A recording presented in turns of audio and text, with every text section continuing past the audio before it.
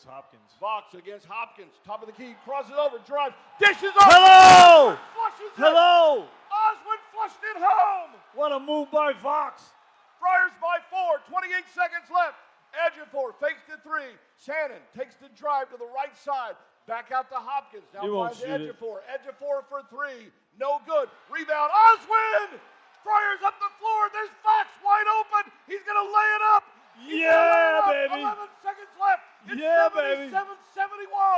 Providence is going to beat St. John's in the Garden. Holy moly. Three-pointer. Hopkins misses Brick everything. off the backboard. Friars with a rebound. It's Hello. over. Yes, baby, yes. It's over. Woo! Dunk South lives. Good night, Irene. What a play by Vaaks. Wow. Jameer Jones and Vaaks, the 2 freshmen, were unbelievable in this ball game.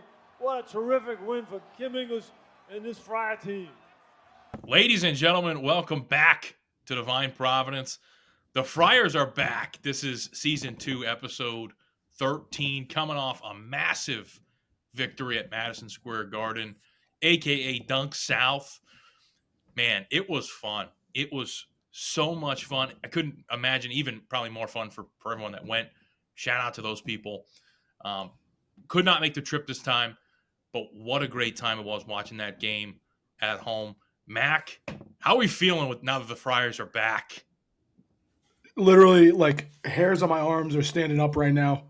It was the first time in a while where I'm sitting there watching a Friars game and saying, no, we got that. We're coming back. I have full faith. Like, we got this. And it's a foreign concept after having watched the Friars for the last year and a half. It felt good. It felt like the Friars I know and love. That's why we watch, fellas. That's why we're fans, boys, is because of games like that, wins like that, okay? I haven't felt that in a while. Like, when they were about to win the game, I go, holy shit, they're going to win this game. It felt I was flying high all day, okay? Like I said, that's why we do this. That's why we're fans. And that's Big East basketball, okay? That's badass, hard-nosed. Guys are getting into it. That fired me up.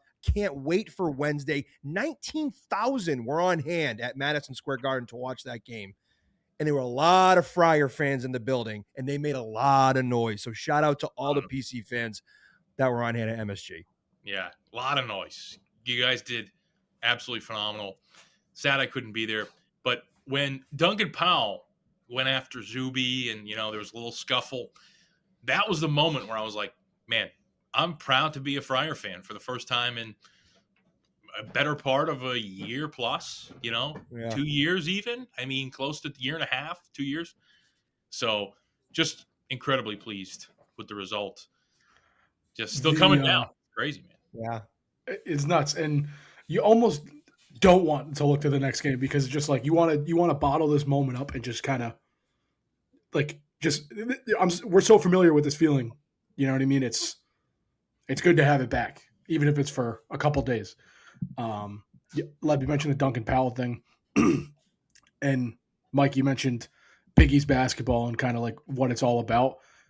Huge momentum swing. Like that is, I still stand by it. Zuby flopped, but for Duncan Powell he almost stood over Zuby in the moment and was just like talking shit. You got to make it ugly. If you want to, climb your way back into a game, especially a Big East game, you got to make it ugly. Lay the lumber. That's what Duncan Powell's here for. He's the enforcer. He's your goon. He's going to win you Big East games. Yeah. Well said. And I agree about the flop. I don't know what he was mad about. Like, he was on the floor. There really wasn't much contact between him and Powell. It wasn't like Powell pushed him down, tried to grab a ball, and he started yelling at him. And I was just like, why is he so pissed off right now? Ended up making for a great moment. But watching the replay, I'm like, I don't know why he was that pissed. Yeah. Wow. Duncan Powell, man, it's exactly right, though. He is the goon, and you really just need him to be that toughness, that grit guy. And he was. He's not going to do everything that you need him to do 100% of the time. I think he's kind of had a little bit of, his struggles so far, but just a really good effort on the toughness side, which they desperately needed. I posted a video after the game, just kind of like knee-jerk reaction, and I mentioned Duncan Powell was born to play in big games. And I think I caught a little flack for that. But Duncan Powell, as underwhelming as he was in the box score, if you're judging a guy's impact on a game solely based off the box score, like you need to watch the games a little closer because he was giving it to Zuby. Obviously, at least Zuby had, what do you have, 30 and 20, something like that. Yeah. But he rattled Zuby's cage a little bit. He was using his fouls, and that's what your goons need to do. Definitely. Yeah, Ejiofor, 33 points. Guy was 8 for 16 from the field, 3 for 6 from 3, 15 boards, 3 blocks.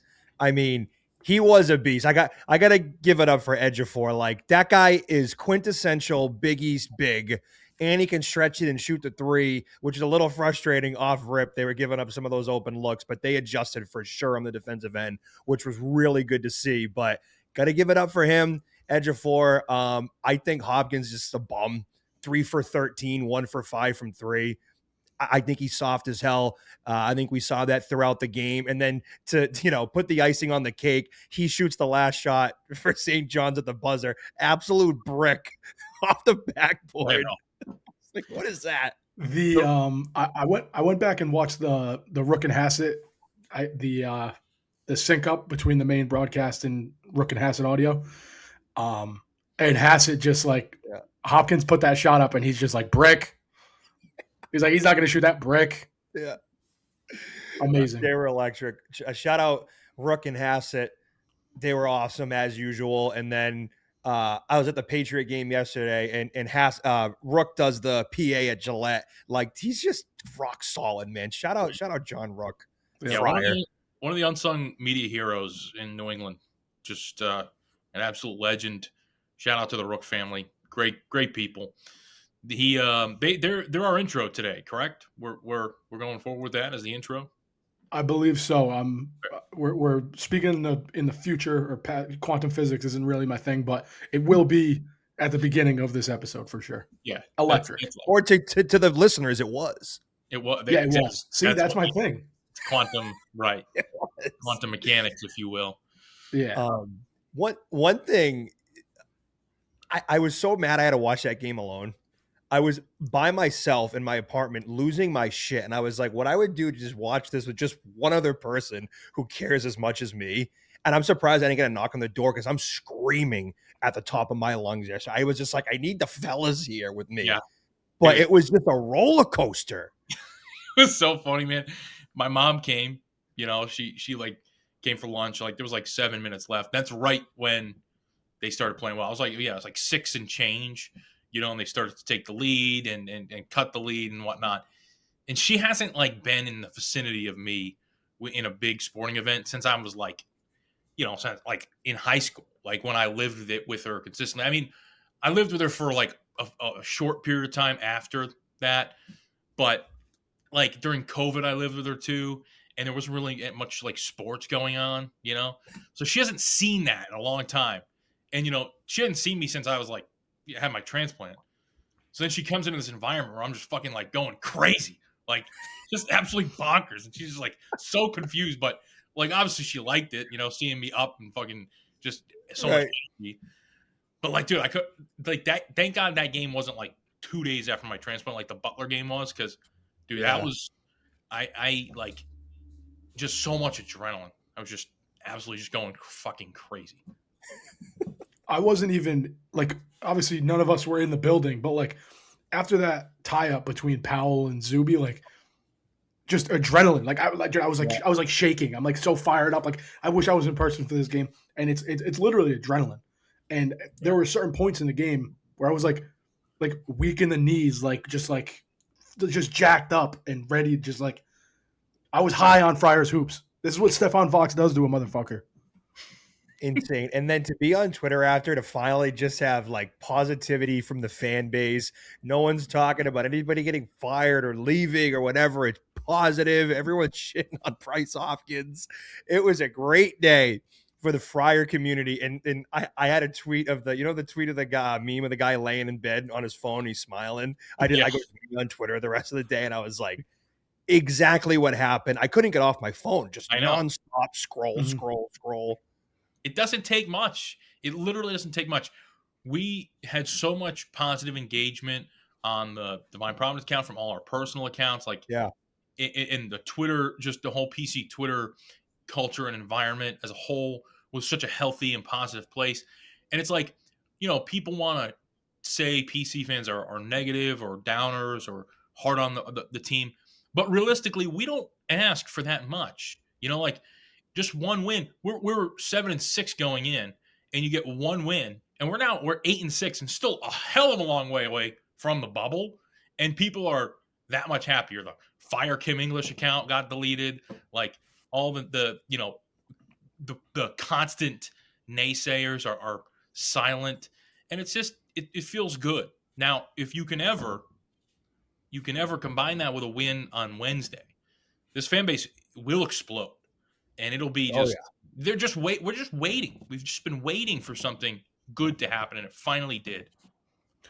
Leb, you mentioned the bubble, and obviously we've talked ad nauseum about how our at-large bids are slim to none, basically, at this point with the way the season started.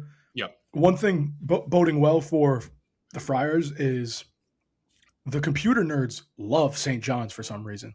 Yep. Like they scheduled tough.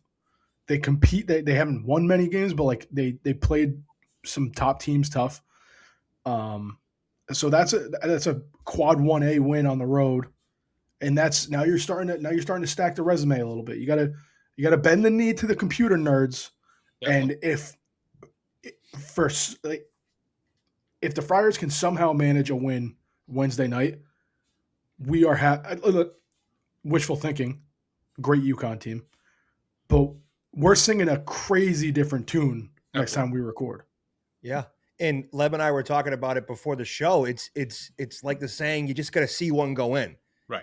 And then you're going to get on a roll here. Like, I think they just needed to taste a big win like that. And especially in a building like Madison Square Garden.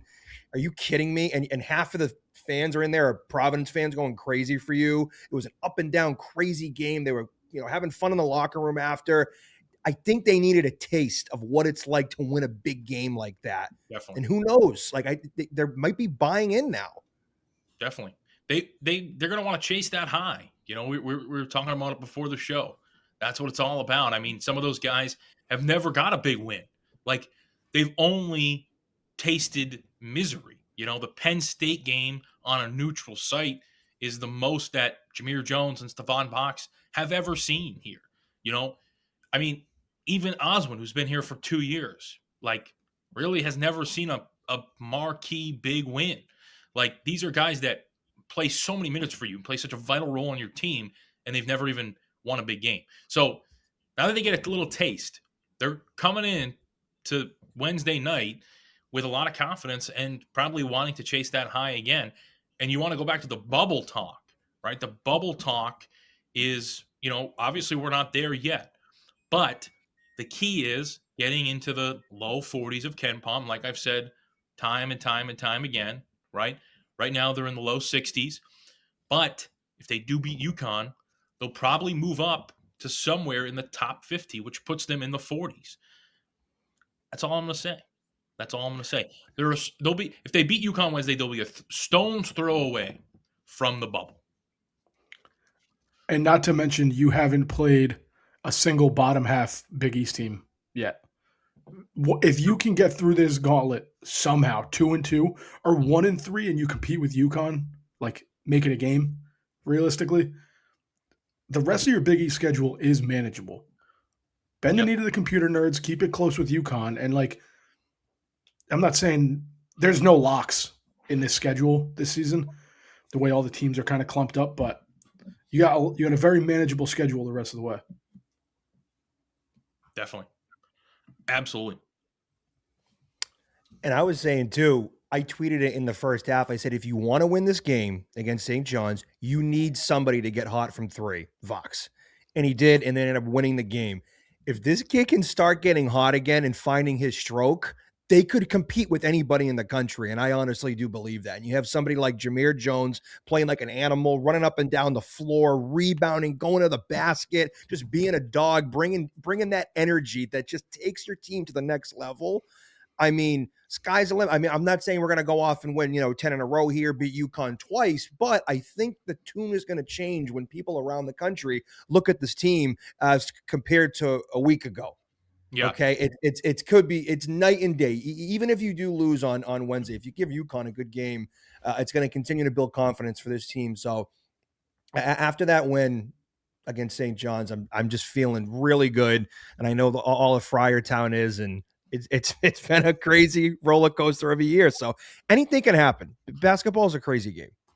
And if you look at the team personnel wise, right, you have now with the emergence of Jameer Jones, you have Jalen Sellers and Jameer Jones as kind of like your two guys that can do absolutely everything on a basketball court. They're efficient. They get to the hoop. Sellers can shoot. Jameer, I mean, everyone always says Jameer can't shoot, but he hasn't. I don't think he's missed a three yet this year. Yeah.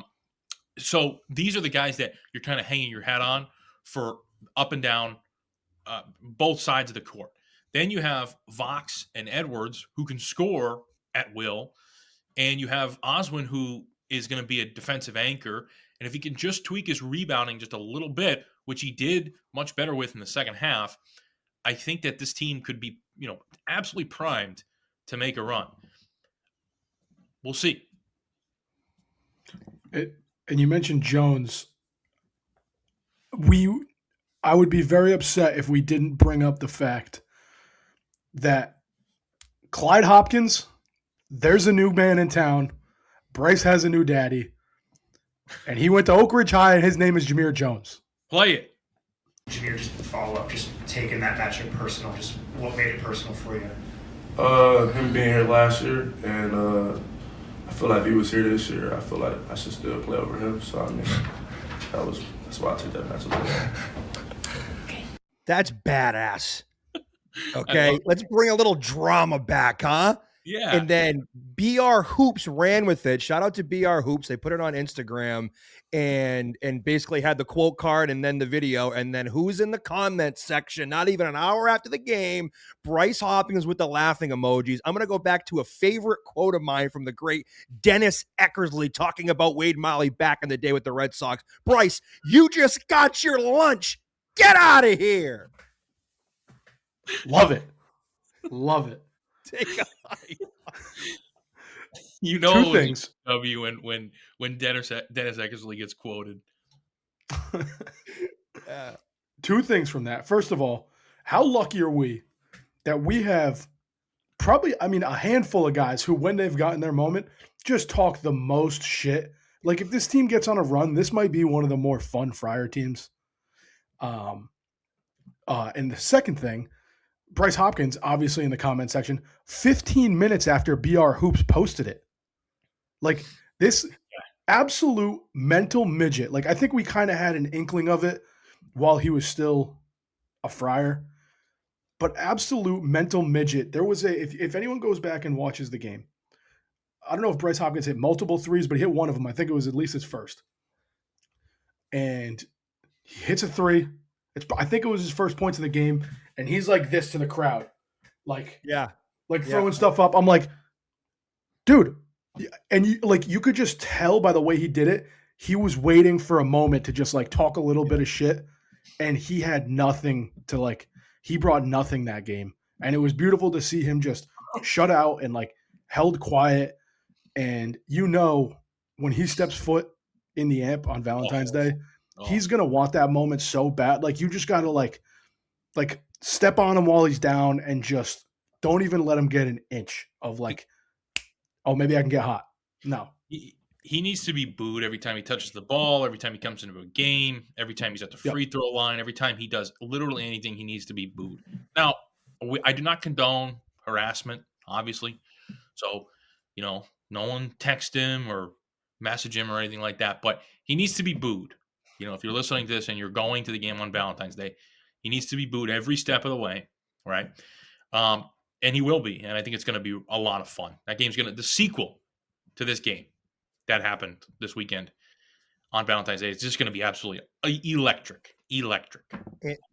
And St. John's is going to be looking for blood. I mean, you beat them at their place. You got into a little bit of a scuffle. Clearly, there's drama going on social media, and all of our guys are getting in on it. Like Vaaks commented on it, the goat emoji. Duncan Powell put it on his story, showing that the Hopkins thing. I forgot what he said. So like everybody's getting in on it. So like there's going to be some bad blood. Like, is that game going to be more electric than the Georgetown game? It might be. You know why? Because we haven't had a competitive Georgetown game at the Dunk yet, where like this game should be very competitive, but also have some very bad blood. You know, maybe this year the Georgetown game is a little more competitive. Doesn't look like it's headed. We're completely headed in opposite directions. I mean, Georgetown is plummeting, free falling, and you know we just got a marquee win. So we'll see. I can't stop thinking about, like, obviously the AMP is going to be a madhouse when St. John's comes to town. But you have an opportunity to, one, shut up one of the biggest cowards in the sport, boo his ass out of the building. But also, you have a great opportunity to sweep an analytics darling. So, like, if we're going to bring this back to, tournament chances, if you can sweep a top 25 team analytically, yeah, that is massive for your resume. Yeah, we just got to hope St. John's stays around, that top 25 in Ken Palm because, they're not that good. Like their guards are rough. I mean, don't get me wrong, Zuby and Bryce gives them a lot offensively. Bryce is awful on defense, at least in the man, just so weak and soft. But I mean, Zuby, you got to give Zuby a ton of credit.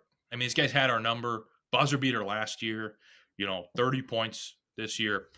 He's nails against us. The rest of the St. John's folds against the Friars, even last year. I mean, we had 2 games against St. John's last year that ended in buzzer beaters. Yeah. Yeah. Ian Jackson was not impressed with 1 for 8 from the field, 0 for 6 from 3. And then Sinone 1 for 12 from the field, 1 for 5 from 3. So if it wasn't, I mean, it was just Ejiofor against us, really. I mean, he had 33. Nobody else was in double digits for scoring on the whole entire roster. Right. So I'm not scared of that team whatsoever. No, and Leb, you mentioned Zuby. I think the first 34 minutes of the game, he was just eating us alive. But what I noticed towards the end, and credit to Kim, because we've, spoken ad nauseum now about, like, you need to adjust. You need to change something. Zuby was getting doubled late in the game, and he was just so out of sorts. And I don't think he's that great of a passer. So to be able to pass out of the double team was really what caused problems for St. John's on offense late. They mixed in some zone. Like, the reason you held it close with St. John's last year, I know everyone listening is an educated fan and remembers how good St. John's was last year. The only reason you were competitive with them in both games is because you took a terrible shooting team, went zone, and packed the paint. You forced them to beat you shooting. Zuby was eating you alive, and you basically took away, that low block where he couldn't be as dominant. Yeah. It's kind of a shame, I mean, Zuby is going to be remembered as one of the better big men in Big East history.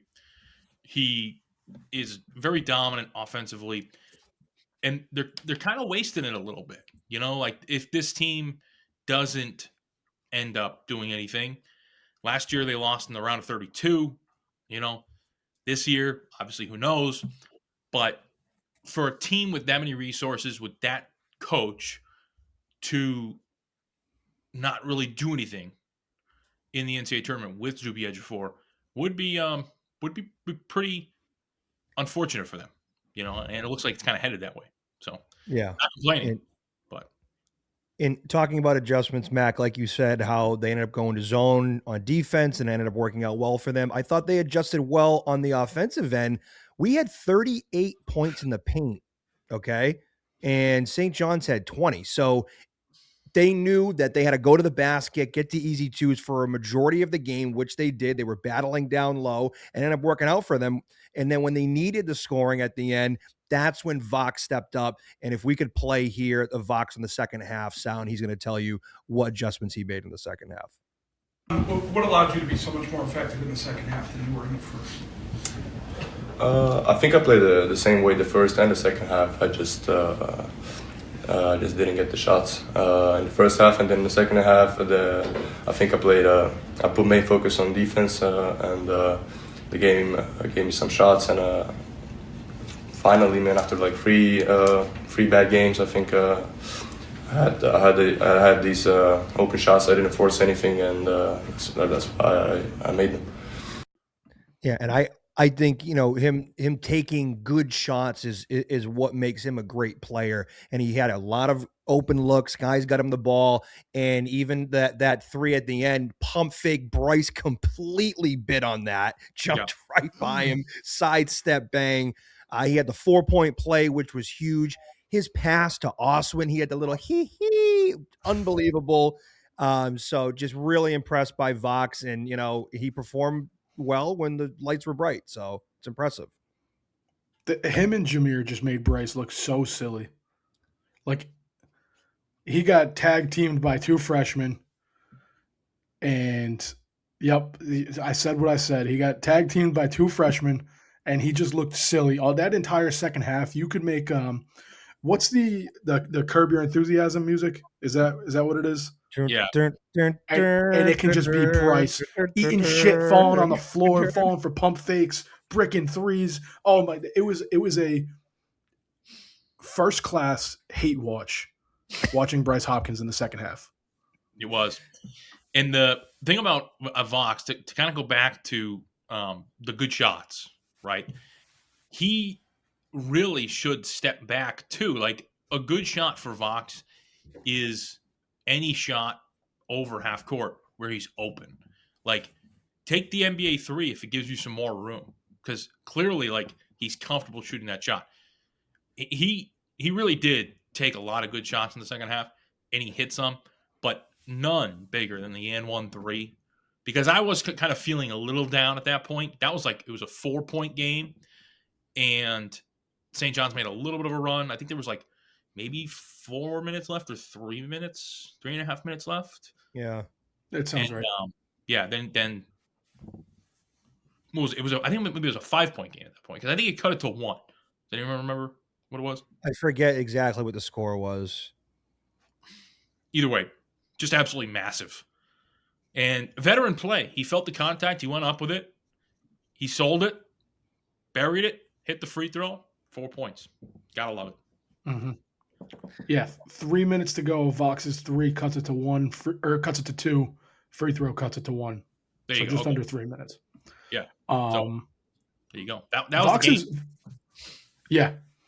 Vaaks is elite when it comes to hitting shots standing still. Like, if he is taking a set shot, Leb, you know better than anyone how much I loved Noah Locke. Yes.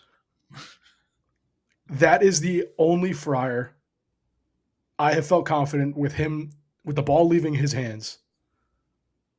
Like, Vaaks, when he's set, not coming off the screen, coming off the dribble, if he can catch and shoot or up fake one dribble, step to the side, I don't feel confident in anyone else on this roster making a shot more than Steph Vaaks when his feet are set. Definitely. 4 for 6 from 3, 5 for 9 from the field for Vaaks. Man, hopefully this will be a big, stepping stone for him, and he can kind of avoid that slump that he's been in the last 2.5 games. I think while we're on the freshmen, we're talking about them right now. We'll play a quick clip here, and Kim talks about the freshmen, and he talks about something that they did at halftime, and they circled something on the board and said, "We'll win if this happens," and it did, and he'll tell you right now. I mean, they're both starters. Vaaks is coming off the bench now. He's a starter. We've said all along, 1 through 9 now, there's not much separation on this team. we don't have a go-to guy on this team. The go-to guy is the open man. It's about us defending as a group. Today we did. They shot 28%, but, you end defensive possessions with rebounds. We didn't do that. Azubi had 9 at halftime, 9 offensive rebounds, and probably accounted for more with dead ball rebounds. We told our team, wrote it on the board, if he finished the game with 11 offensive rebounds, we would win the game. We circled 11 on the board at halftime, and he finished the game with 11. And that was the game all along. If you take care of the ball, if you defensive rebound against St. John's, you have a chance. So I think that's impressive. Talking at halftime, circling the 11 offensive rebounds, and guys, you can't let this happen. And they listened, and it sounds like the guys were all on the same page with the coaching staff on Saturday. Yeah, I feel like there were a lot of games last year where the Friars come out of the locker room and they just get demolished. Like, it looks like a completely, like, even if they're winning, it looks like a completely different game. And we somehow are left standing there saying, Kim got out coached, Kim got out adjusted. This game, Friars come out the second half, win the half by 13. And rebounding's got a lot to do with it. Adjustments had a lot to do with it. I saw people saying, and I don't know if it's 100% true, but there's some truth to it given the result of the game. A lot of people were saying Kim outcoached Rick Pitino, which is an insane thing to hear, but it's probably not ridiculous after watching the game. I would agree. And that's going to be one of the biggest age gaps all year, right? Kim English and Rick Pitino. What? Who's the oldest coach in D1? Pitino's got to be up there, right? And Kim's got to be one of the youngest. Rick Pitino's probably, Rick Pitino is double Kim's age. I think, he's double. 37. Yeah. Mm-hmm. Rick's 75, 74, 75. Yeah. So, yeah. So, I mean, at the end of the day, I do think that Kim outcoached Pitino, at least in the second half. I thought that whether it was adjustments or whether it was the overall sentiment given to the team in the locker room at halftime, either way, I thought that Kim had a much better second half than Pitino. Obviously, there's a massive not only age gap, but coaching gap, in my honest opinion, between Rick Pitino and Kim English. Having said that, their styles are very different. And I think that, in certain ways, what Kim has at PC is, I think Patino has a lot to be envious of. This is a very athletic, high-flying team that can shoot threes. Rick Pitino has a team where, like, if he's not getting anything out of his guards, there's too much pressure on Zuby and, Bryce. But Bryce can't really do a lot. Spin move, free throw, get the foul, go to the free throw line. Once you figure that out, that's pretty much it. Too much pressure on Zuby to do too much if the guards aren't hitting shots, and they weren't. It's kind of weird to me, especially having watched this iteration of St. John's for the last year and a half, and knowing the background of how kind of Patino kind of catapulted his career at Providence. His whole play style when he was at Providence was threes. They shot more threes than anyone in the country when he took Providence to the Final Four. And now you have two teams, back-to-back years where shooting is not a point of emphasis whatsoever. You have very little go-to shot makers, and it's more so physical and will beat you down low. I don't know. It's just interesting to see. But yeah, Lev, you mentioned what Kim has here, and it's just like polar opposites. It's shooters and very little, physicality and help down low. Yeah, and that a lot of that in 1987 was because the 3-point line was relatively new, and a lot of teams had yet to be like, all right, we're going to commit to the three ball. But it was easy for Patino to be like, hey, I got nothing to lose. Let's just jack them up there. Everyone else can shoot twos, mid-range twos. We'll shoot threes, So I think that I see watching St. John's against Georgetown at Georgetown, where their offense just looked awesome.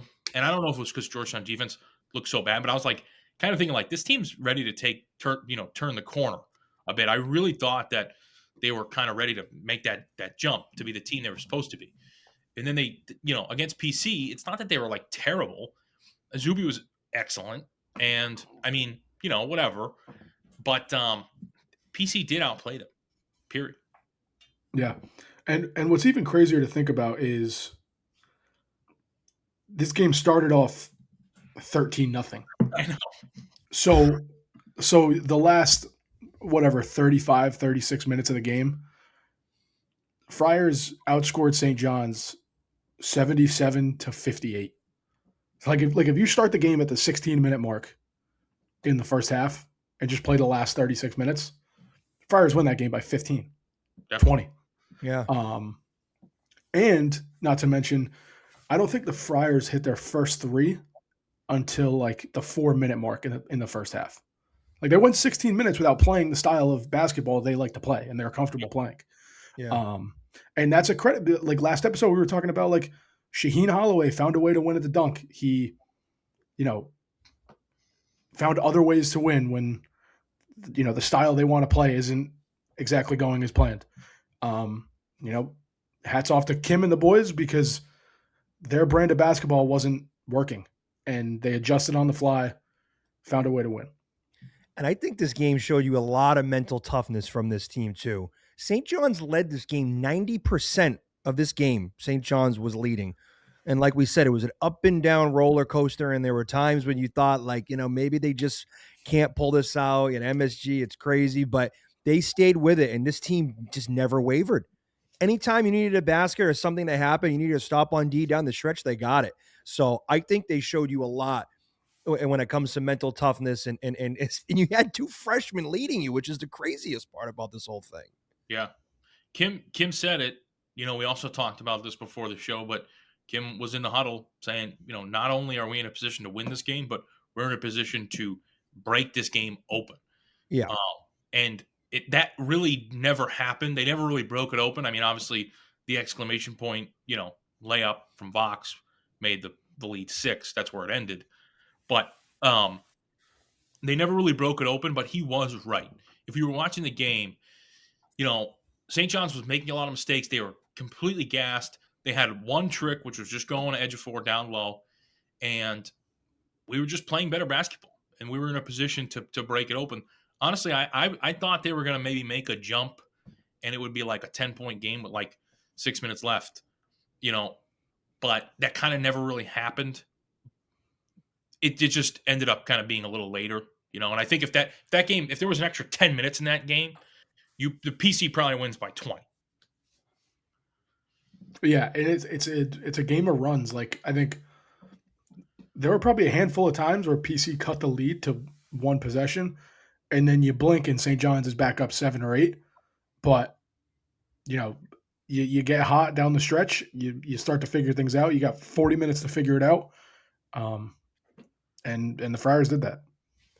What do you guys think of the minutes that it wasn't a lot that Hargrove and Pinnis gave you? Pinnis only had 2. Hargrove had 5. Oswin was kind of in and out, and he had 4 fouls. I think Hargrove's got a pretty decent stroke from the free throw line. He hit a couple of free throws. I thought that they were serviceable, but going forward, you're going to need one of these guys to break out if Oswin ends up getting in foul trouble or he needs a breather.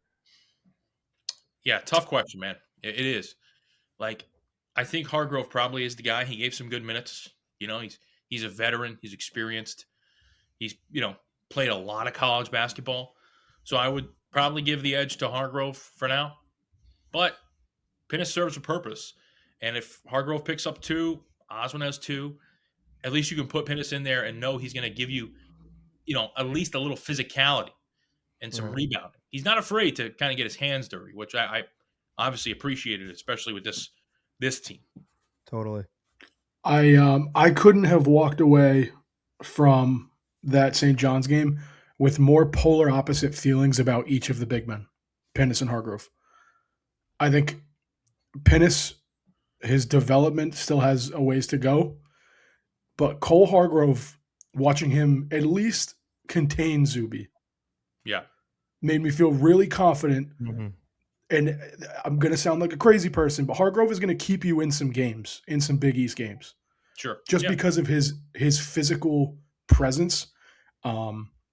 Do I think he's like this like uber talented, skilled offensive guy? No, but he's a brick wall, and like he gave Zuby some issues on some defensive possessions. Meanwhile, one Zuby spin move, and Pinnis is on Mars. I walked away from that game feeling a lot more confident in Cole Hargrove, specifically in Big East play. You're about to go up against a Terrace Reed. Like, you're going to need some size, some strength. And I think Cole Hargrove has that. And what about the Mela 19 minutes? He took one shot. He had no points, and he had 3 turnovers. What'd you guys think of Mela? Mm-hmm. Yeah. Well, he's got to stop putting it on the deck. Let me just say that. Yeah. In these games where you're facing tough competition, and they have elite coaches that are getting paid $3 million a year, the book is out. When he puts it on the deck, he's probably going to turn around, maybe do a little spin move, try to back down. The second he turns around, you take the ball, and it happens. The ball is wide open right there. Exactly. So I like Mila as a player. I think he's got a little ways to develop. I think he does a lot well. He did rebound fairly well, if I'm not mistaken. Do you have it up? He had 3 rebounds. Okay, never mind. I'm just trying to give him something, but I think he's a relatively good rebounder. He does do a lot, but he's got to stop putting it on the deck, and he's got to develop a shot. You can't be on the floor and have a wide open 3 and not be able to take it. 19 minutes, he took 1 shot. Yeah. So, are you guys ready for this though? Ryan Mila plus 17 and a 6-point win. Led the team in plus minus. Wow. I think we kind of touched on it last episode. Mila and Floyd can affect games in different ways, but by no means should they be, your go-to guy when you need a bucket. They can affect games in other ways, and I do think Mila, a lot of it is his IQ and basketball instinct. And, we've talked about his rebounding, but it's, he knows the right place to be and can affect winning in other ways than scoring. What was the Will Wade quote the other day? Where he's like, he affects winning. You guys see that rant? No. Ryan Mila is the embodiment of that. Like, yeah, he had no points, but he affects winning. Yeah. What was Powell plus minus? I don't have that here. Pull that up. I just had it. Duncan Powell was a -8. Yeah. Interesting. It's an interesting stat. I think Corey Floyd's getting a little too much hate too. I thought he was okay. He gets to the rim, he's good for a bucket. Now, like I think that probably their level, Mila and Floyd, are probably like, Big East role players on a good team, like maybe they could start on a bad team or get starter minutes on a bad team. But I think they're role players to get 30 minutes. If you're giving, Corey Floyd and Ryan Mila 30 minutes, probably means that either someone's hurt or you just don't have a good enough roster. And that was last year, There's a reason why they played so much last year is because we didn't have a lot of pieces. This year, a little bit of a different story, And then I was just looking at Jason Edwards' numbers for the night. He was 3 for 14, 1 for 4 from 3, 1 assist. I think he's another one that is more of a rhythm kind of guy. I still think there's a night where he could go absolutely crazy. So to be able to win a game against St. John's and have one of your better scorers have an off night, 11 points, 3 for 14, I think that says something about the rest of your roster and how much depth that this team has. Yeah, it's depth, and that's what's going to win you games in the big. Like, if you want to make a little bit of a run, you want to cause some noise in the Big East. Like, you need to have different guys you can go to. You can't be I forget which one of you guys said it earlier, but like, can't be a one-trick pony and just go to one guy the whole game. That's not winning basketball. But this is we've talked about this before too. Like, this team's talented. Like, you had to see one go through. This is finally like you feel like the pieces are starting to come together. You pull one out, they show toughness, and there's so many games where it's just like, Mike, I'm not sure if you have a clip of this, but when Kim had mentioned, a lot of these possessions are a lot of these games are one possession away. We're singing a different tune. Yeah, that's the clip right here. Let's play it. In this era, when you're putting, bringing 10 new guys together, putting teams together, there's always a bunch of individual, wants and desires, and it's really hard to get that, to even Steph talking about 3 bad games in a row. It's not about that. It's about winning the game. And that's what we talked about all throughout the stretch of this game. I'm happy for the guys. I told our team, we're 7-6 after Seton Hall Christmas break, and we came back. And the truth is, if we get one defensive rebound at the end of the Virginia Tech game, if we get, if we secure the ball at the end of the Butler game, we get one stop against Seton Hall, we're up 1 with a minute left. We're 10-3, and if we were 10-3. We would still be the exact same team that struggles to play together at times, struggles to defend, struggles to rebound. So the onus was just us locking into what we had to do this game. It had nothing to do with storylines. They have a really good front court. I like Pau Gasol and Andrew Bynum down there. And our guys answered the bell. Obviously, they're not lacking confidence. Not lacking confidence. He's honest, and he's Jameer Jones. He's right. Yeah, that was like shortly after Jameer Jones said what he said. Yeah. No, he is relatively correct. I'm not ready to give them credit for the Seton Hall game and say 10-3. I would the Seton Hall game. I felt like they were soft. But the other ones, you think there's like 3 plays I look at in the Virginia Tech game where they could have easily won that game. The Jalen Sellers getting fucking stuffed by the ref, on the breakaway dunk that probably would have ended the game. And then the Butler game, there was like another 5 moments in that game where you look at it and say, should have won. So, yeah, this should be probably a 9-win team. Bubble. That's like a bubble team right now. Mm-hmm. No, 100%. What's it? The butterfly effect. One thing happens, the other thing like that Vaaks shot goes in against Virginia Tech and Mohegan. Like, who knows what this team's identity is, how they're playing. They could have been riding high and pumped St. John's by 25. You just never know. And credit to Kim for trying to kind of keep these guys, keep the blinders on and be like, let's just focus on this game. No external factors, no what could have been.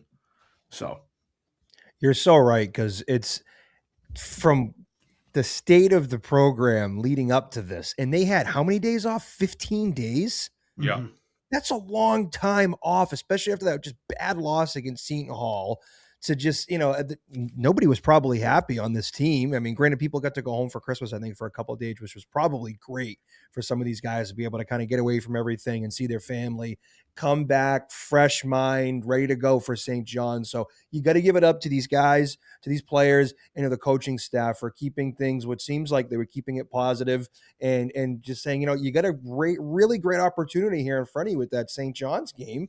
And look what happened, it's all about seeing one go in, just like we said. And hopefully things can kind of go on the up here, because before that little 15-day break, it was bad. So shout out to them for kind of getting back on the horse and getting a huge win at MSG. Massive. Absolutely massive. And it was just so much fun. Again, not to sound like a broken record, but man, you heard the PC fans chanting on the way out. Someone shared that video with us and we posted it. Shout out to Jose Youngs. Yes, he works for MMA.com, Rhode Island guy, big Friar fan. He was at the game. He's one of my good buddies. He's a good dude. He sent us that video, so that was cool to see. And you could hear it. You could hear the PC fans on TV too. Oh, absolutely. Oh yeah. Shout out to the fans. I'm in retrospect very disappointed I didn't end up going. I think Me too. The train tickets were kind of crazy. Just drive. Yeah, you're not wrong. Well, I also had tickets to the Pats game on Sunday, so I was like, well, fair. But I'm making excuses now. So in the words of Norm Eamon, Mike don't drive anywhere. So I get it from Mike. Yeah. But Mac, I've been driving his ass around lately. He won't admit that. I'll drive him around town. He usually drives to the games though. He goes, yeah, he makes me drive. Kid don't drive anywhere. Kid don't drive. You should have saw him cutting a rug. My sister got married, so shout out to Dee and Justin. Oh, Had a yeah. beautiful wedding on New Year's Eve, and the pod father was ripping up the dance floor. You should have seen. Let's go. That's honestly what won us the game. Like, let's be real. Yeah. At the end of the day. I said you guys are picking me and Storm. Yeah, Where were you when Storm Eamon turned the whole season around on the dance floor? Where were you, man? Yeah, you were at the lake house. I was at a wedding there not too long ago. Beautiful venue. Colorado Beautiful. Game. Yep. Very, very nice. Very nice venue. Beautiful view of the lake there in Plymouth. So yeah. Shout out. For sure, no TVs. Yeah, no, absolutely not. No TVs and no booze in the groomsmen room. No. That's a thing? Yeah, we had a cooler for earlier in the day, and they took it away from us. That's really strict. Yeah. Really strict. So, but it was funny because Leb said he was there for the Colorado game, and he said he couldn't watch it. Probably a good thing you couldn't. But one of Justin's buddies, who was playing on New Year's Eve, was Ohio State. Yes. Yeah. He's like, Mike, how are we gonna watch this game? I go, I don't know, man. We're screwed. Like we're not watching it. There's no TV here. Yeah, nothing. They don't fuck around. It's just wedding, and that's it. Wedding, dance, music. That's it. Yeah, the Colorado game, I was like just on my phone, just refreshing. It was like PC would cut it to 4, and then it'd be like, okay, back to 7. PC would cut it to 3, okay, back to 7. You know, it's just fucking miserable to just be updated on Google. But yeah, man, what a weekend. Great time. Absolutely electric. Just so much fun. Can't believe. I wish I could have gone. Obviously, that's a trip I like to make every year, but obviously, with the kidney transplant, I couldn't. But yeah, I like to drive. You just go right up the parkway there, cut across. You can park for like $50 or so for the day. Walk over to the arena, and then get out of there. It's like there's no traffic. You're not gonna hit any traffic. There's no traffic on a weekend. You're good. I know. Part of me wanted to save my Madison Square Garden trip for the Big East tournament this year. So, hopefully maybe we can get a little Divine Providence content. Yeah. Possibly a vlog, possibly get out to Jack Dempsey's. Yeah. Definitely. Raise a little hell in the Big Apple. Yep. Can't wait. Looking forward to it. So what else we got? We got UConn. Yeah, I got their roster up right now. They got 3 guys in double figures. Solo Ball's averaging 15 a game. Terrace Reed Jr., he's averaging 14 a game. Caravan averaging 13 a game. So, I mean, just a roster full of dudes, just a really, as much as I can't stand UConn, they're a great team. And it's going to be, if they want to win this game, PC's going to have to play almost perfect. Yep. Yeah, it's tough because I think this may be Dan Hurley's, and it's crazy to say it. He's won back-to-back national championships recently. I think this might be his best team, top to bottom. I think in 2024, you had a starting lineup that was basically the Monstars, but just like 1 through 8, 1 through 9 on this team would start on pretty much any team in the country. Yeah. They can shoot the ball. They can score down low. Their offensive system is unreal. It's just read and react. Everything has a reaction. So it's like you said, Mike, you're going to have to play perfect and, take what you learned against St. John's and try to apply it against UConn. I think that's a fair assessment.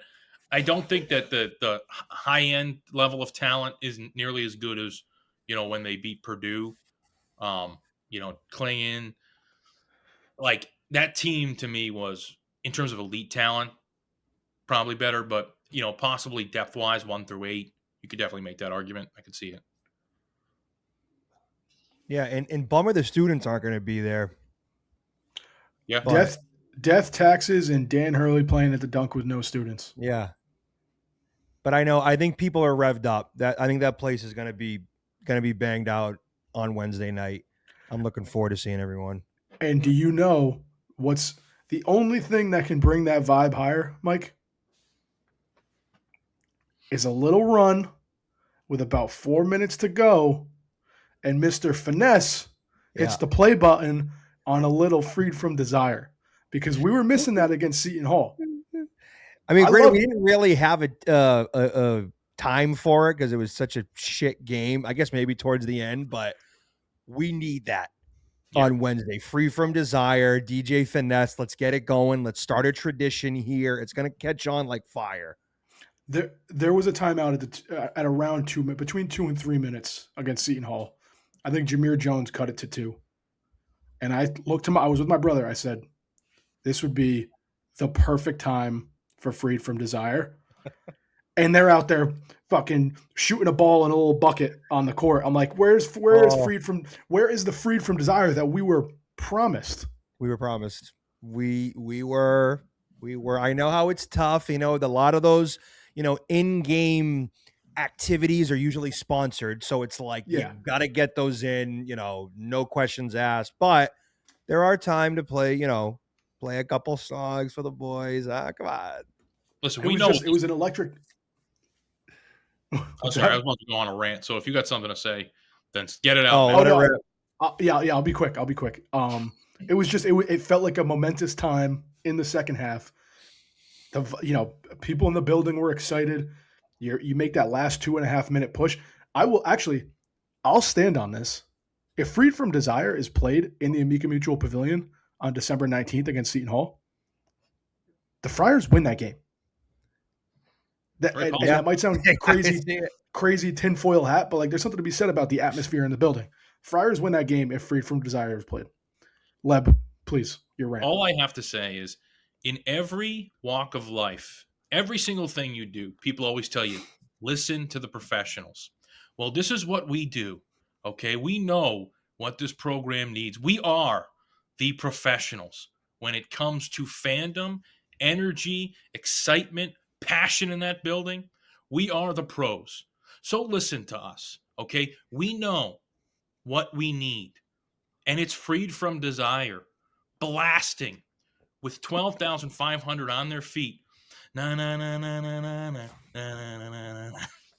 That's what we need. All right. Need it. So listen to the professionals. You don't go to the doctor's office and say, you know what, doc, I disagree respectfully. Right. You don't go to your lawyer who's trying to get you off 15 to life and say, you know what, I think we should go this route as a defense. Right. And you don't tell Mac, Leb, and Mike how to fan. Okay. Because this is what we do. Period. End rant. Mic drop. And I'm going to take a line here from the great Coley Mick, who said, we're not journalists. We're not trying to break a story. We're Correct. Professional fans. That's Right. what we are. That's what we're trying to do here. So Exactly. we will lead you down the right path. If you just listen to the fellas, trust us. Nobody knows vibes like Divine Providence knows vibes. We know vibes. Big vibes, guys. Big vibes, guys. Yeah. We know vibes. Yeah. 2.5 minutes to go against Seton Hall.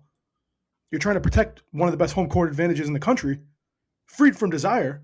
I need the whole place bouncing. Yeah. Saying na na na na na na na na na na na. Yep. Meanwhile, we got the 6-7 cam going while the game's going on. Yeah, we need to please, just any other time. Yeah. Brutal. No, it's true. It's true. It really is just something that needs to happen, and it's going to happen, and it could be a tradition for years. And this is something that, this fan base is ready for, right? Taylor Swift is on the outs. This is something that is needed. And if it doesn't happen, questions are going to have to be answered publicly. Yeah. No, well said. I don't even care if there's no students there yet. Maybe that, I could see that being a concern. The students aren't here. I'm sorry, dude. I'm in my mid-20s. I'm well out of college. You don't think I'm gonna be pitch drunk, jumping up and down, saying na na na na na na na? Dude, trust me. I know vibes. DJ Finesse, let me hear it.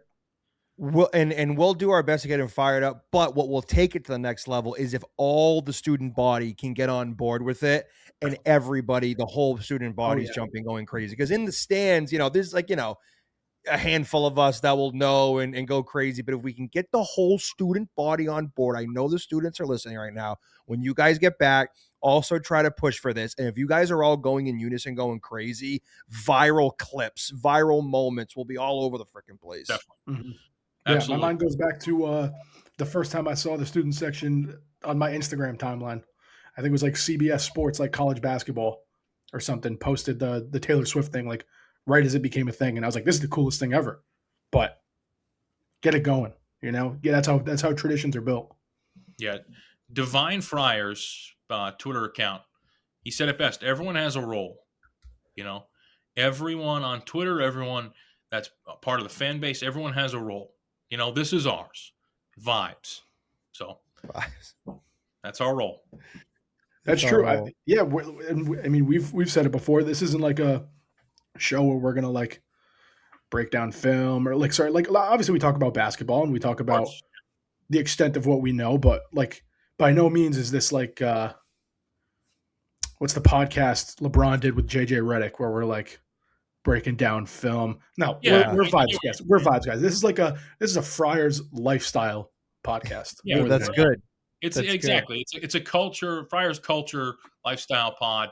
Like we're not breaking down the 2-star from, you know, Schenectady that, you know, we sent a scout to watch in AAU.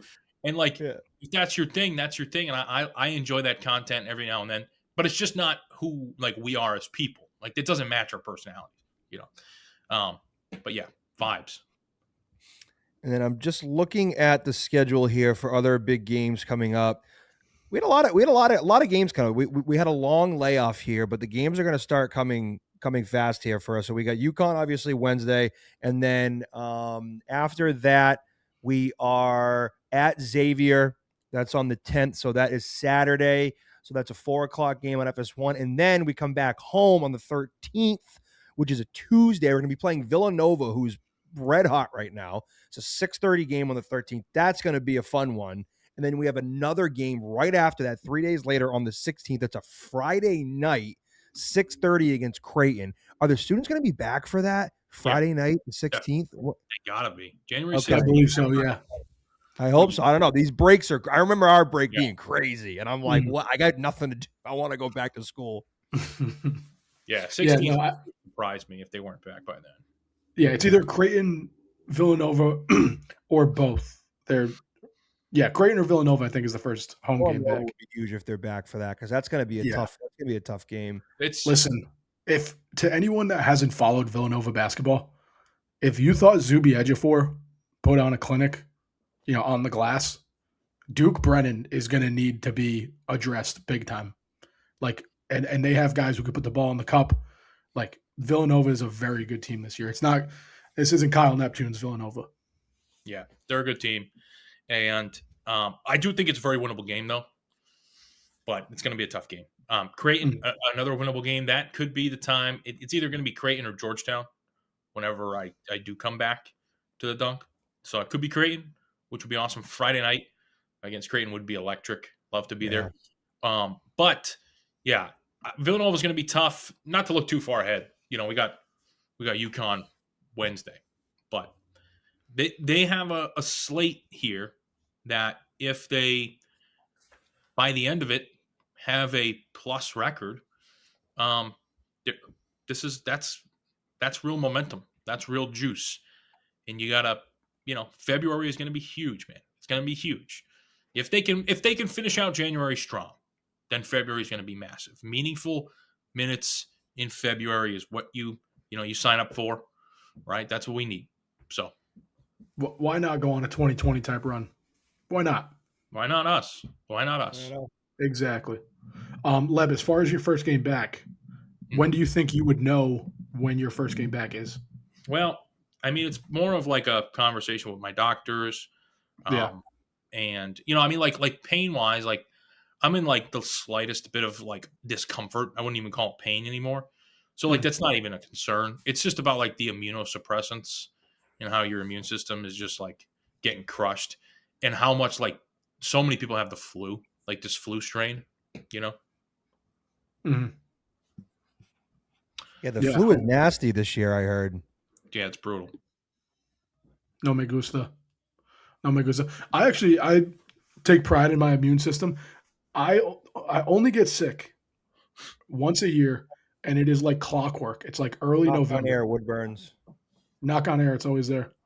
But it's always like right before Thanksgiving. It's the season changing.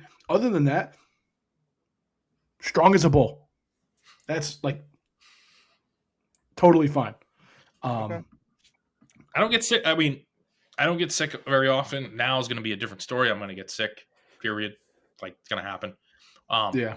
But the before, yeah, man, maybe once every like 18 months I would get sick, you know?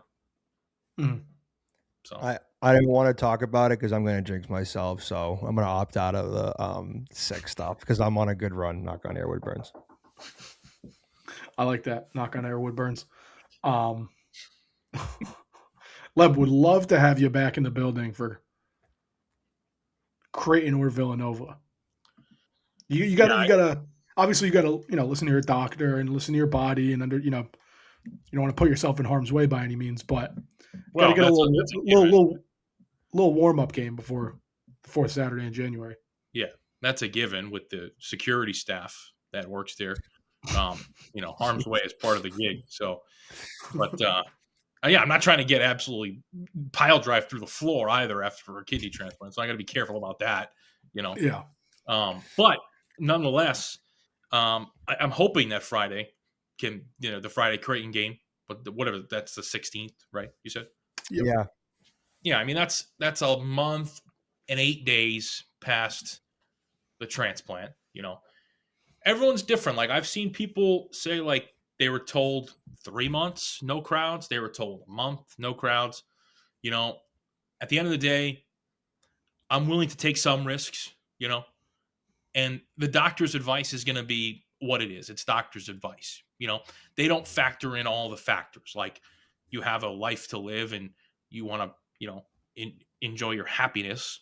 They just care about, hey, this is what you should do to preserve your kidney and all those things, which I will listen to them as much as I can. But I'm going to go to the Georgetown game, like, period, Yep. Hell yeah.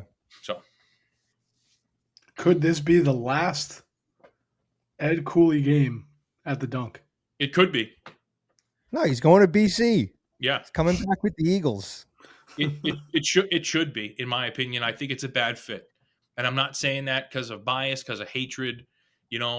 Like, I don't even hate Georgetown. I just don't like Ed Cooley. And, like, I'm always arguing with Georgetown fans on Twitter and whatnot. And, yeah, we all hate each other. But it's nothing against Georgetown. It's nothing against them. It's just against Ed Cooley.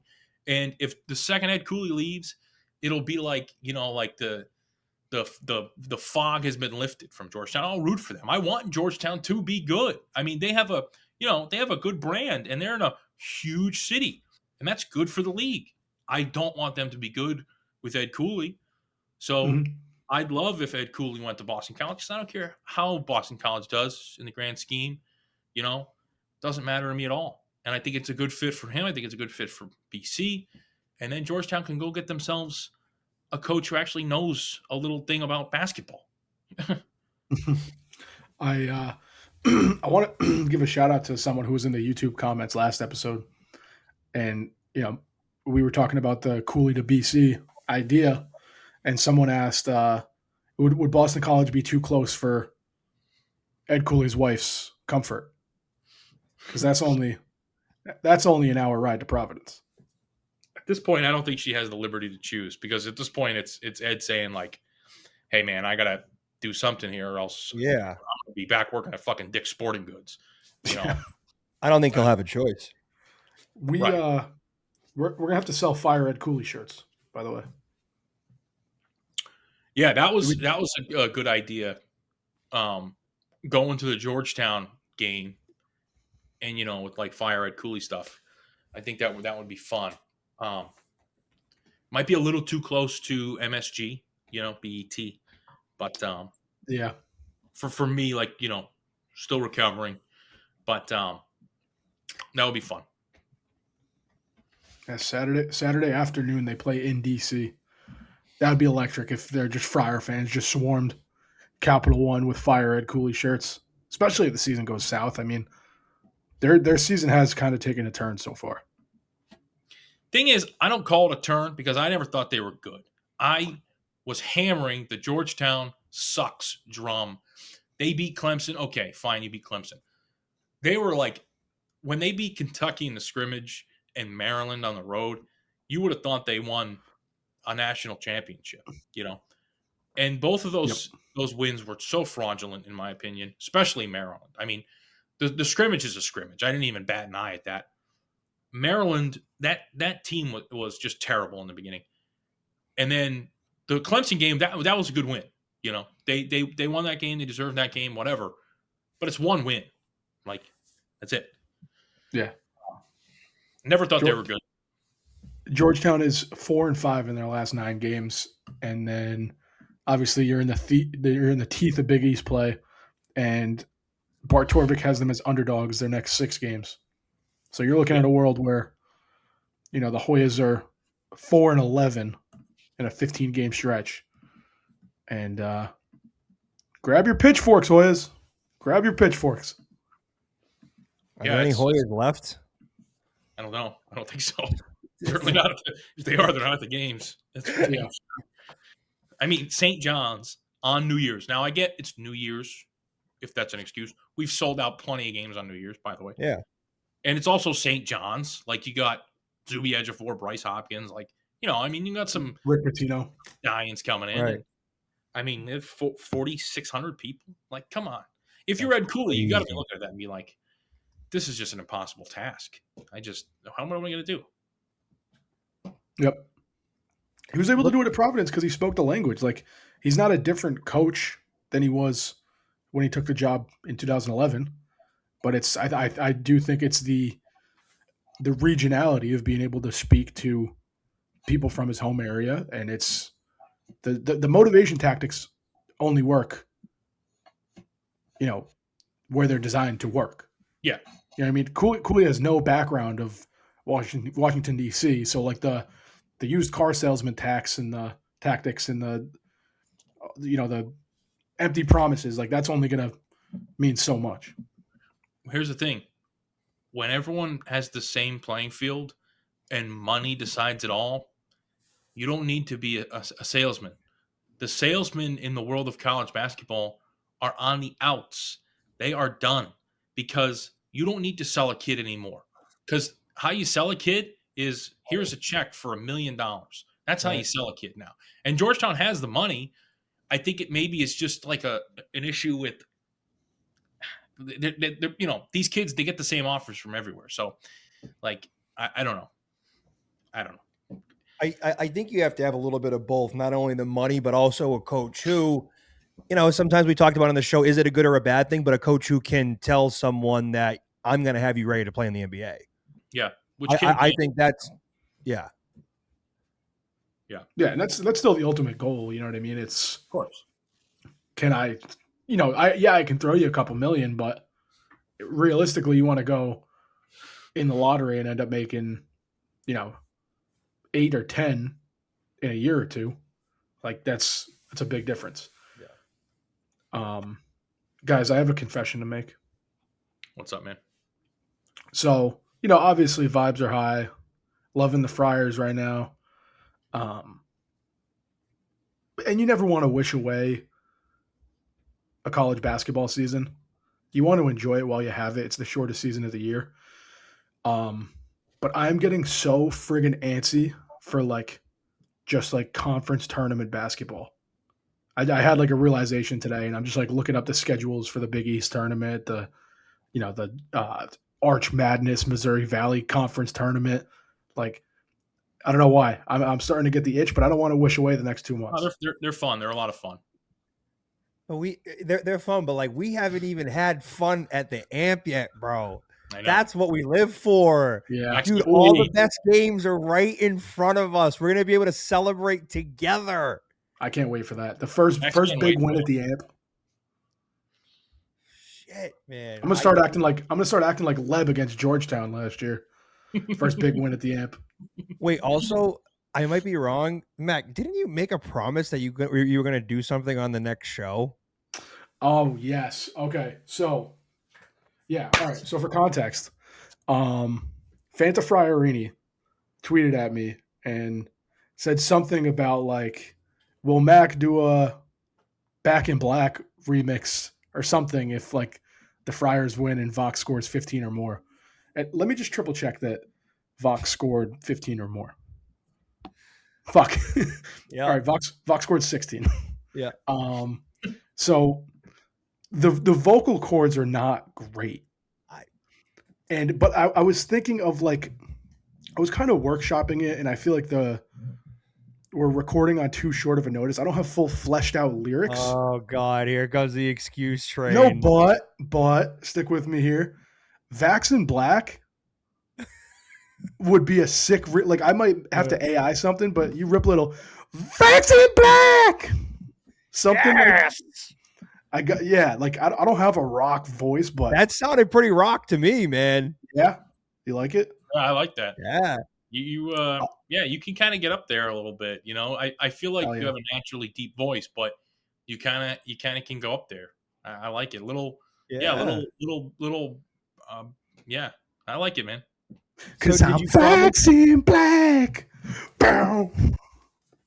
And it's just you can have a music video, and it's just the Vaaks up fake, and Bryce Hopkins throws himself into the third row, sidestep, split hack. We can make a sick music video to that, and he's wearing black. Vaaks in Black. So was the promise that you were going to do it on the show, or that you're going to do a recording? I think it was on the show. Yeah. And you know what? That's on me. But the creative juices weren't flowing to the point where, I could make a full-fledged remix. But you could rip the I'm Vaaks in Black. Something. Dude, that's a good voice. Not bad. You think so? Isn't bad. I've been called the songbird of my generation. Yeah. No, you haven't. Not once. No, I like it, man. Maybe get in the studio, come out with something, and then drop it. Maybe with an edit or something. Yeah, I'll have to hit up like D Gomes or something. Oh, shout out D Gomes. Shout out D Gomes. I don't know who that is, but rapper from Providence, and he made the song about David Duke. David Duke, right? How did that song go again? It was like a whole song about like was it 2021 Friars? Yeah, or 2020 maybe, I don't know. But damn, I wish we could play that song right now. I'll send it to you, Leb. Okay, yeah, that sounds great. It's a good song. Good song. Providence kid, rapper. He was pretty big for a while. I'm not sure what he's doing now. But who else was from Providence? You remember Arab Music, the beat producer? He's like crazy on the MPC. He makes crazy beats. Arab Music. Vaguely. You're probably too young, Mac. Yeah, I honestly think he made that song. Hold on. Yeah, he's from Providence. Oh, really? Shout out Arab Music. Yeah, wait, all right. Another. Yeah.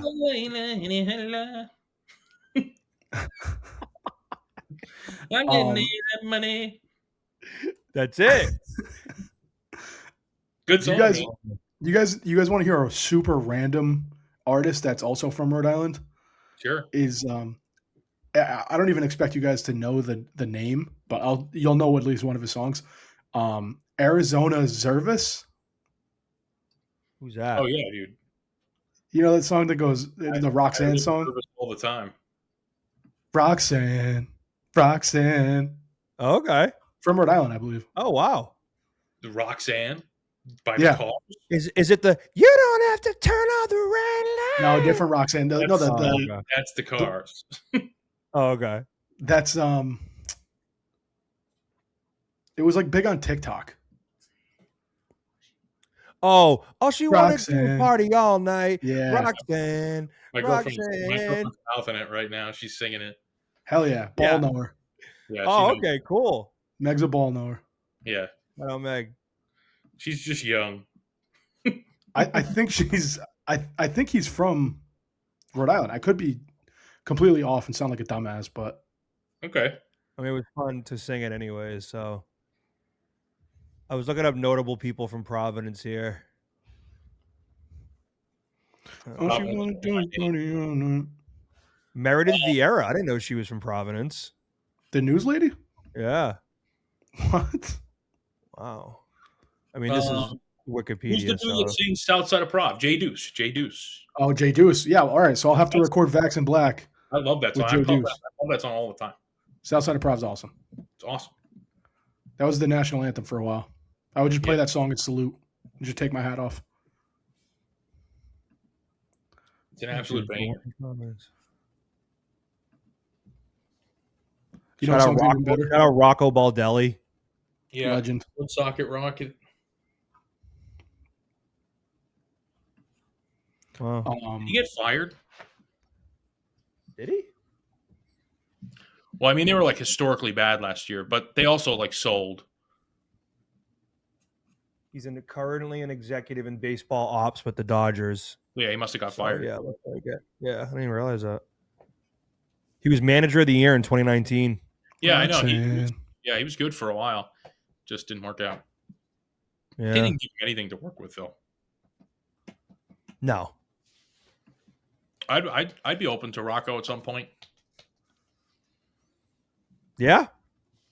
Bring him back home. I wanted Michael King, Rhode Island kid. I thought he would have been great on the staff. I did too. The front office has no balls. He loves, he said on Slab Lab, he loves playing at Fenway, obviously. I mean, he went to BC, he's from here. I thought that would have been a no-brainer for the Sox. He grew up a Yankee fan, though, didn't he? Isn't that the thing with him? I don't think so. I thought he did, because when he played for the Yankees, I thought he said, like, I grew up in Rhode Island as a Yankee fan, whatever. But maybe I could be wrong. Oh, that's a huge bummer. You don't 100% quote me on that. I could be wrong. I could be thinking about someone else. But his dad did have ice cream in Rhode Island. We talked about this on Slab Lab. What the heck is it called? Let me see if you guys know it. It was called Gaga's ice cream. Oh no, I never heard of that. Michael King's dad sold it. Gaga's ice cream. I don't know if any listeners out there know of Gaga's. Yeah. So I'm not a big sweets guy, but Warwick Creamery ice cream. Has anyone had that? No. Yeah, I've stumbled across Warwick Creamery in my day. Gas. Absolutely. Gas. Yeah. Shout out to Warwick. They just got ranked the safest city in the whole country. Did you see that? Yeah, I don't know who made that list. Even with Warak roaming the streets. Warak, yeah.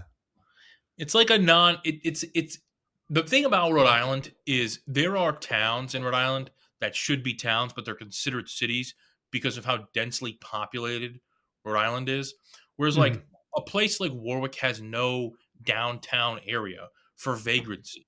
Whereas like when you have a downtown area, it does create vagrancy. So like, okay, Warwick is theoretically the safest city in America statistically, but it's really just a town. And if you look at it compared to other towns, it's relatively unsafe compared to like Smithfield, East Greenwich, North Kingstown, like those places. So like I get where it's coming from, but it's like Warwick shouldn't be considered a city. Central Falls is the smallest city in the world because of how densely populated it is and how small it is. It's it's small enough to where it has enough people to where it's considered a city, but it's only 1 square mile. So it's Rhode Island's just fucked. Well said. Well said. It feels weird even calling Newport a city. Like obviously by definition it is. I agree. But it's not like when I think of a city, I think of like an urban area. Correct. A lot of buildings, like concrete jungle type of. Newport's the antithesis of that. That's just ocean town. I totally agree. You're exactly right. And like those areas where you have government buildings, you have homeless shelters, you have downtown urban areas, like those create more like just generally like crime rates. Whereas like Warwick doesn't have anything like that. Newport doesn't really have anything like that. Anyways, gonna have John Fanta and Donnie Marshall on the call for UConn PC. That's another thing I wanted to mention. I know it's not a flawless record anymore, but John Fanta's record when he's on the call at the dunk is ridiculous. I don't have the stat on me, but I don't know if you guys remember a year or two ago where like games that Fanta was on the call at the dunk, the Friars won like it was like 19 in a row or something. Yeah, it was an insane winning streak. It would have kept going if it wasn't for we collapsed against Xavier, right? That was a game me and you went to, Mac. Or no, DePaul. DePaul, yeah, that's what it was. Yep. Yeah, that was a collapse. Mm-hmm. Yeah. So, but barring the worst season in program history, Fanta's got a pretty good track record. So That's just like another reason to feel optimistic. You know what I mean? I don't know. I'm looking for reasons to feel good about this game because I really do think this team can hit a corner. It just sucks the way the schedule is constructed that you're going up against a top 5 team in the country right after a huge win. Mike asked him at Mohegan to come on the show, and Fanta was like, gave him this whole long story about how he couldn't because of the documentary. And like, I was like, yeah, that's never going to happen. Mm-hmm. Yeah. Which is fine. He wants to, but. Oh yeah, for sure. I get it. He's all for the fans. He loves Big East fans more than like anything, you know? Yeah. And he would interact like he like if you messaged him, like there's a good chance he would message you back. It's just like he just publicly like he'd never come on here. Yeah. But so many other people can. And if you would like to come on, then let us know. You know, we'll take it under advisement. We're due for a guest for sure. Yeah, we got to start incorporating that for sure. Definitely. So, what else we got? Anything else? I think me and Storm are going to try to hit Boneyard wing before the game on Wednesday. I'm craving a good wing, and I think Boneyard has some of the best wings around. Yeah. I've heard good things about Boneyard. That's a good call. You guys are due for a little pregame snack. Yeah. My dad also wanted to go to Maven's Deli. Have you guys been there in Pawtucket? Jewish deli? Yeah. Never been, but I do like a good deli. So we were thinking, so it's between the two. You want a little pastrami on rye? Is that what you're Yeah. driving? Well, I haven't been to Murphy's yet, so I'm due for a pastrami. That's what I get when I go to Murphy's. So they got great Reubens, great pastrami. Yeah. They do these pastrami egg rolls I really like. Murphy's does? Yeah. Or corned beef egg rolls, one of those two. You know. Okay. I don't remember. Yeah, we're due for Murph's too, so that could be on the docket too for Wednesday, maybe. Hell yeah. When's the first Saturday home game? Is that Villanova? No, that's is Georgetown the first Saturday game? Wow, might be. Honestly, my January 13th is Nova, so that's a Tuesday. Creighton's a Friday. Georgetown is the 24th, first Saturday. You know where to find me. Murphy's, right? Oh yeah, that's a Murphy's. Yeah, that's a Murphy's day for sure. I'll probably skip that, but I'll be there in spirit. I'll be at the game, but I'm not gonna. Oh yeah. You play DePaul on a Saturday on February 7th. 4 o'clock game. Yeah, not a ton of Saturday games. A few more. I will say, credit to the people that make the Big East schedule, because although we don't have many Saturday games, 2 of the ones we do have are St. John's and Georgetown, and those are really the only like big ones that I would like direly need on a Saturday. Like those are just Saturday games. Valentine's Day is on a Saturday? Yep. Yeah. Okay. Yeah, so 3 Saturday games this year. Georgetown on the 24th, DePaul on the 7th of February, and then St. John's the 14th of February. Cool. Get them in while you can. Pack the building. Pack it. More importantly, pack it Wednesday night. Hell yeah. Pack it Wednesday night, get a W, get back in the bubble conversation. Well, what a win against St. John's, man. Had an awesome time watching that game and seeing all the Friar fans that packed that place. You guys are just absolutely awesome. Never change. Never change. This is the best fan base in the country, hands down. No questions asked. We are a school that has 4,000 plus undergraduates. It's the local fans, it's the alumni, it's the current students. Everyone, is in unison traveling 3.5, 4 hours away for some.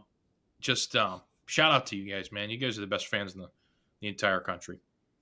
Here. And to come into that game 7-6, limping along, and it looks like the season's over already, to be able to go in there and pack the place to the point where it sounds like a home game, that just speaks to how special this fan base is. I'll talk about it until I'm blue in the face. There isn't another fan base like it in the country. Yep. And I'm just so happy to be a part of it. And it doesn't matter what this team is doing. People are still going to care. People are still going to watch. So when this team one day goes on the run of our lifetimes, it's going to be fucking special. It's going to be special. We haven't seen it yet in our lifetime. Like, people that think the Ed Cooley era is the peak are fucking stupid and need a reality check. Listen to me. Look into my eyes. If you think that one Sweet 16 in 2022 is the peak of this program, you are fucking stupid and you're not paying attention. Period. We can do so much more and so much better. There is more out there. Just keep the faith, keep cheering on the team, and man, it's gonna be a lot of fun when that does happen. And we do go to that Final Four, and we're packing, Houston, whatever it is, Indianapolis, Lucas Oil Stadium. Yep. Indianapolis, whatever, Houston, whatever, Atlanta, who the fuck knows? Who cares? It does not matter. We will be there no matter what. Well said. We saw one go in. Let's get hot. Let's shock the world Wednesday. Let's turn the narrative. Let's fucking go. Turn it. All right. I think we're wrapping up. We wrap it up? Yeah. Good to Yeah, go. I'm feeling good. We need it. And it looks like, I think this is a student tweeting this, Juke for 3, PCBC 26. He just tweeted, first week of the semester is going to be so fun. Tuesday, Villanova at home, and Friday, Creighton at home. Plus, it's syllabus week, so all the fair weather students / fans will be there. So Let's do it. All right, so this is the last home game with no students coming up. It looks like it, yeah. Perfect. Shout out Jay for 3. Yep. Well said. All right. I think that does it. Yes, sir. See everybody on Wednesday. Go Friars. Go Friars.